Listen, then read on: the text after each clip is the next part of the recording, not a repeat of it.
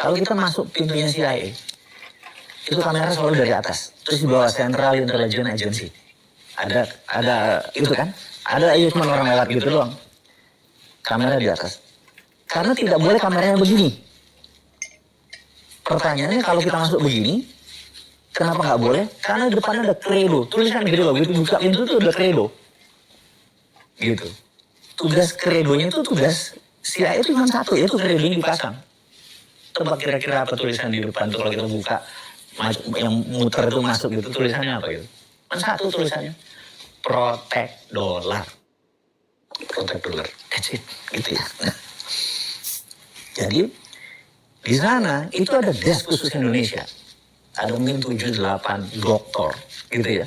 Yang setiap kebijakan Indonesia, desk yang lain juga ada, negara lain, cuma lihat, oh ini pura-pura, ini bohong, ini true, ini gitu. Mereka analisa, gitu ya. Sehingga kebijakan yang dibuat dan kebijakan nanti Amerika bekerja sama dengan Indonesia itu benar-benar semua kebijakan kalau kerjasama harus menguntungkan Amerika, gitu. China punya desk kalau kerja sama Pakistan gimana cara kita untung gede dan dia pura-pura untung, dia punya. Nah Indonesia ini nggak punya studi dengan Cina, studi dengan Jepang, studi dengan Eropa, studi dengan Amerika, nggak punya lembaga studi yang dia untung, kita untung, tapi kita lebih untung, gitu ya. Kita tuh benar-benar nggak ada, itu yang istilah gue, ini mengerti bernegara nggak sih ini gitu loh. Nah, karena itu kita harus melihat China dari dalam dan apa kebijakannya dari luar. Menanggapi pendapat dari Pak Mardigu ya, yang sedang tanya jawab mengenai yang berbincang-bincang dengan Akbar Faisal. Ya, perbincangan yang bagus sih sebenarnya. Dan cukup menjelaskan apa adanya. Ide dari Pak Mardigu mengenai langkah-langkah untuk mencetak uang dan selanjutnya dan berbagai macam prosesnya itu memang tidak hanya Pak Mardigu sendiri yang tahu atau mengerti, sudah beberapa orang juga tahu, termasuk saya, sudah lama, sudah bertahun-tahun yang lalu. Usul Pak Mardigu juga bagus, jadi kita tidak hanya selalu menjadi objek, tetapi menjadi subjek.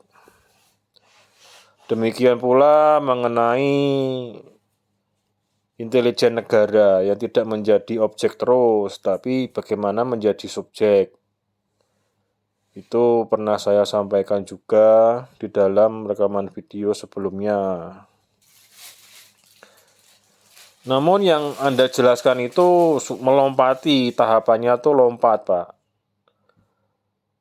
Yang perlu Anda bahas juga itu tahap-tahap sebelumnya. Tahap sebelumnya itu antara lain, salah satunya adalah bagaimana memberantas penyusup-penyusup blok barat. Itu sebenarnya itu mereka merusak. Mereka di dalam proses bernegara ini tidak sadar maupun sadar itu sebenarnya ikut merusak. Ya merusak itu ya terutama dalam hal perekonomian dan faktor-faktor lainnya juga. Walaupun mereka diuntungkan secara individu maupun secara kelompok, terutama yang lulusan-lulusan dari blok barat ya. Nah itu bagaimana cara membersihkan mereka, bagaimana mengalihkan mereka kepada blok yang jelas-jelas bukan penjajah, jelas-jelas mau mentransfer teknologinya dan lain sebagainya. Anda tentu sadar bahwa teknologi itu sangat mempengaruhi kualitas kehidupan. Teknologi sangat mempengaruhi kekuatan dan ketahanan suatu negara. Dan tentu Anda sudah mengakui bahwa blok barat itu memang layak dan perlu kita respon dengan kekuatan, bukan hanya dengan omong kosong saja. Itu salah satunya. Itu faktor lainnya yaitu bagaimana menanggulangi suatu kebiasaan atau tradisi atau kebudayaan korupsi, atau disebut juga kebiasaan bagi-bagi, dan kemudian juga kebiasaan korupsi itu tidak hanya masalah uang ya, korupsi waktu juga ya, waktu bekerja juga dikorupsi. Itu banyak terjadi. Kemudian disertai lagi dengan budaya atau kebiasaan berhutang. Nah, ditambah lagi dengan kebiasaan atau budaya hedonisme, materialisme. Ya minimal 2 tahap itu harus diberesin dulu. Nggak bisa Anda hanya menawarkan langkah-langkah ekonomi yang Anda sampaikan itu nggak bisa. Yang cetak uang tapi kalau ujung-ujungnya dikorupsi, korupsinya duitnya bukan diputar di dalam negeri, tidak dikembalikan ke Bank Indonesia, malah ke bank lainnya di luar negeri, gimana? Ya tetap rusak negara ini, malah makin nggak karuan.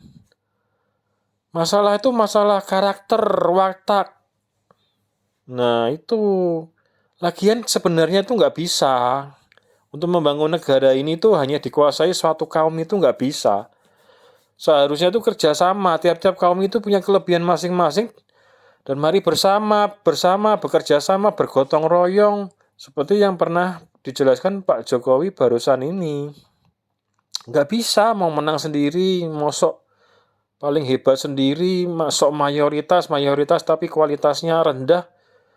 Ya percuma, cuma dibodohin doang, cuma diperalat. Jelas kalau di China itu kan penegakan hukumnya jelas, terutama dalam menangani korupsi. Ya karena korupsi itu salah satu hal yang merusak program nasional mereka. Berbahaya. Korupsi lama-lama dibiarkan dari kecil, lama-lama pasti akan menjadi besar. Dan itu akan merugikan program besar dari negara, merusak program nasional. Ya bagaimana penegakan hukumnya itu, bagaimana kualitasnya, itu harus dibenahi dulu. Tidak bisa langsung bicara Anda itu hanya masalah ekonomi dan aliran uang saja, itu nggak bisa.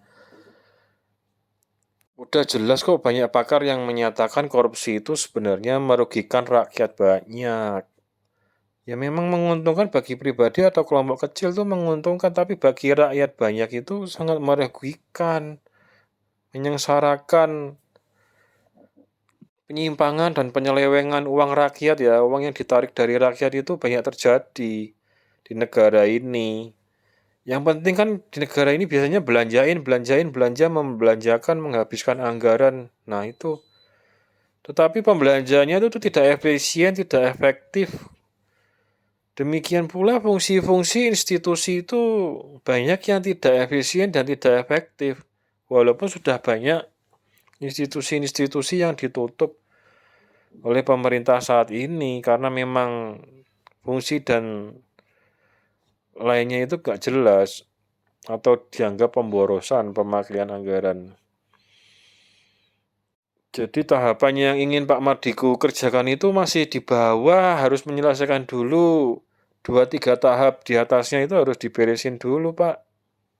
Indonesia itu memang direkayasa, memang di-engineer oleh kekuatan asing untuk menjadi terpuruk, untuk menjadi bangkrut. Dia adalah agen CIA yang diperintah oleh Claudia Martin untuk pergi ke Indonesia dan menciptakan proyek sangat besar dengan pembiayaan dengan utang. Berikan justification atau pembenaran bahwa proyek itu sangat penting. Kalkulasikan untung yang sebesar-besarnya, bangkrutkan Indonesia setelah semua utang kembali kepada perusahaan-perusahaan Main, Bechtel, Halliburton, Stone and Webster, dan Brown and Root. 3, 2, 1. Pinjaman dengan persyaratan konsesi ini memiliki masa angsuran yang panjang, biasanya 30-40 tahun, dengan tingkat bunga yang sangat rendah, yaitu sekitar 1% sampai 2% per tahun, sehingga menjadi pinjaman yang sangat ringan. Apa yang menjadi masalah bagi Sri Lanka saat ini adalah jumlah hutang jauh lebih besar, yaitu pinjaman pasar yang berasal dari lembaga-lembaga keuangan barat yang 47% tadi, dan pinjaman Bank Dunia 9%, sehingga total mencapai 55% dari utang Sri Lanka.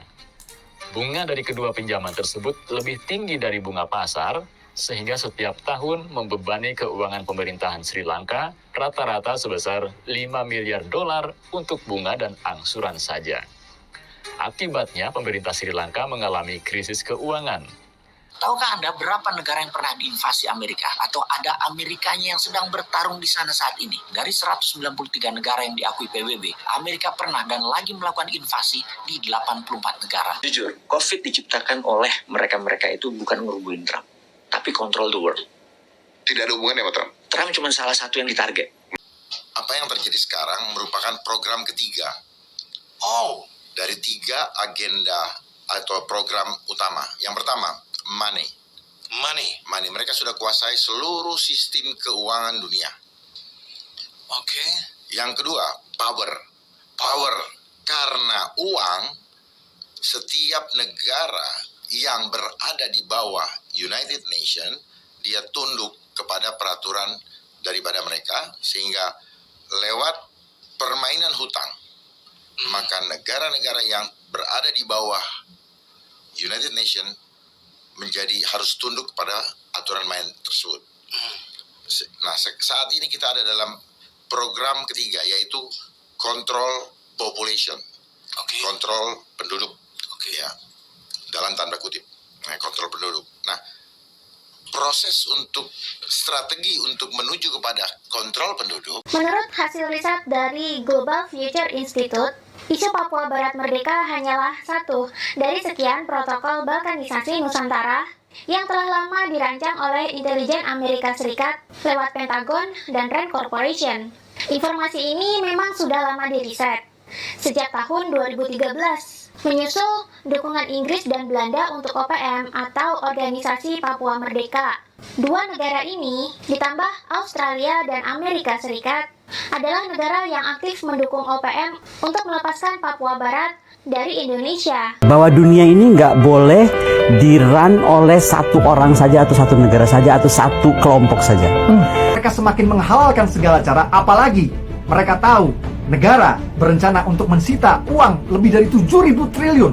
7.000 triliun hasil kejahatan mereka yang disimpan di bank-bank di negara Swiss. Ini saya klarifikasi, mumpung ada media, mumpung ada teman-teman media di sini ya, di Kompas, Tempo, semua, sini kasih tahu. Ini salah kalau dibilang Fadli John saya ini ada bukan mas, ini hoax. Yang benar saya, yang benar Fadli John itu milik saya, ini beda. Saya tahu lah, pasti Pak Jokowi itu lonely. Semua pemimpin itu berada di atas sana itu pasti kesepian. Dan kadang-kadang orang yang ada di sekitarnya itu yang memanfaatkan untuk kepentingan dirinya, untuk kepentingan kelompoknya, atau untuk kepentingan lain, gitu ya. Apakah ini karena karma? Apakah karena Tuhan tidak suka? Atau karena katakan tidak, padahal iya? Atau karena katakan tidak, padahal iya? Fakta baru soal keberadaan laboratorium biologi milik Amerika Serikat di sejumlah negara. Amerika disebut mengembangkan penelitian di Indonesia, tepatnya di DKI Jakarta. Diduga laboratorium tersebut digunakan sebagai tempat penyimpanan virus dan patogen berbahaya. Hal ini diungkapkan media resmi pemerintah Rusia, Sputnik, pada Jumat 27 Mei kemarin. Sebuah laboratorium biologi milik Angkatan Laut Amerika Serikat, Namru 2, disebut berada di Indonesia. Lokasinya ada di tengah perkampungan padat dan jalan sempit di DKI Jakarta. Kebanyakan orang mungkin tak menyadari jika laboratorium tersebut sudah berdiri selama 40 tahun, lantaran bentuk fisik bangunan seperti rumah biasa dan remang-remang. Media Sputnik menuliskan bahwa laboratorium itu dibuka sejak tahun 1970.